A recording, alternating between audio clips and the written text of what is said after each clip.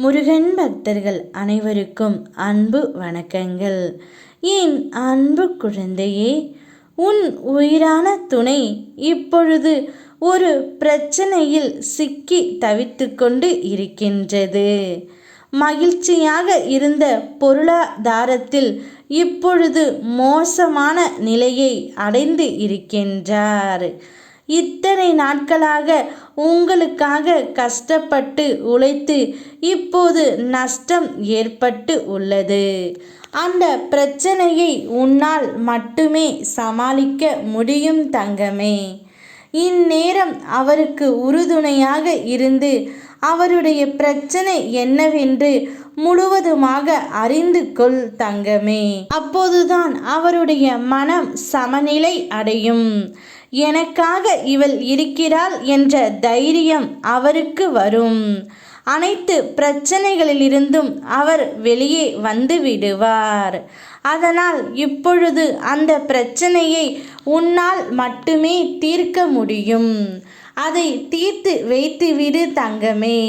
நீ இன்னும் கொஞ்ச நாள் நான் பொறுத்து கொள்கிறேன் என்று என்னிடம் கூறி இருந்தாய் அல்லவா?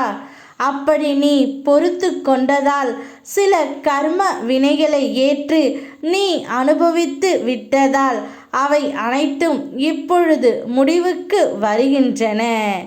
இன்னும் சில நாட்களில் உனக்காக நான் யாரிடம் பேச வேண்டுமோ அவரிடம் பேசுவேன். உனக்கு கிடைக்க வேண்டிய மகிழ்ச்சி அவர் தானாகவே தருவார் தங்கமே.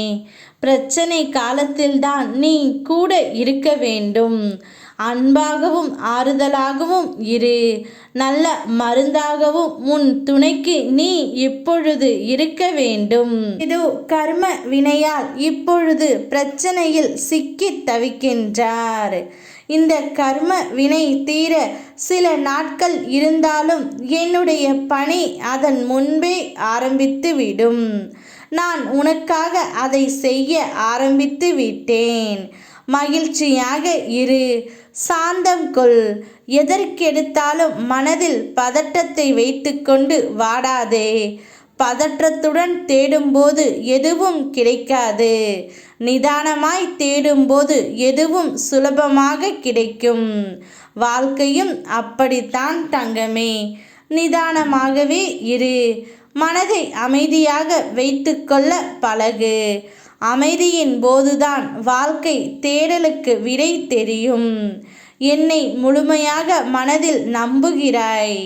பின்னர் கொஞ்ச நேரம் கழித்து சந்தேகம் வருகிறது.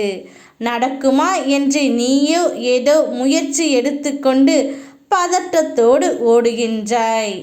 என்னிடத்தில் ஒப்படைத்துவிட்டு நிதானமாக உன் துணைக்கு உதவி செய்.